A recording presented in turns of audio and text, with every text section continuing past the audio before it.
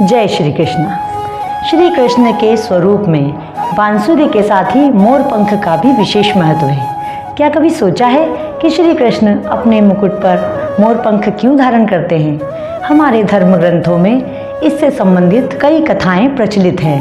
कहा जाता है त्रेता युग में एक बार श्री राम घूमने के लिए निकले थे, तभी मोरों के एक समूह ने श्री राम का रास्ता साफ किया अपने पंखों के द्वारा।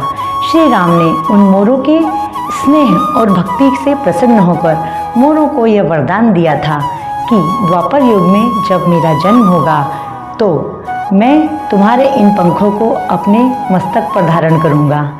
तभी द्वापर युग में श्री कृष्ण अपने मुकुट पर इस मोर पंख को धारण करते हैं। एक बार की बात है, श्री कृष्ण सो रहे थे। अचानक उनकी नींद खुली और उन्होंने देखा कि मौसम बड़ा ही सुंदर है, तो वह उठकर बांसुरी बजाने लगे। उनकी बांसुरी के मधुर ध्वनि को सुनकर सभी पशु पक्षी नृत्य करने लगे।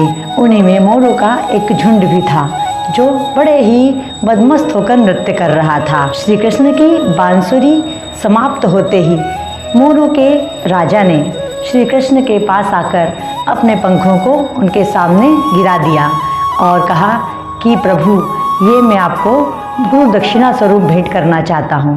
श्री कृष्ण ने सहर्षी उस पंख को अपने मुकुट पर धारण किया। तभी से हम देखते हैं कि श्री कृष्ण अपने मुकुट पर मोर पंख को धारण किए रहते हैं। इसी प्रकार मोर पंख से यह शिक्षा भी मिलती है कि मोर पंख में कई प्रकार के रंग होते हैं और श्री कृष्ण के जीवन में भी अनेकों रंग थे, सुख भी थे, दुख भी थे, कई प्रकार के भाव उनके जीवन में हमने देखे हैं।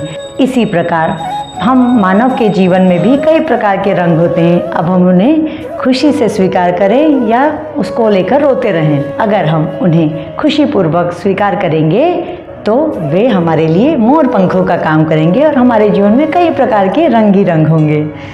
जय श्री कृष्ण।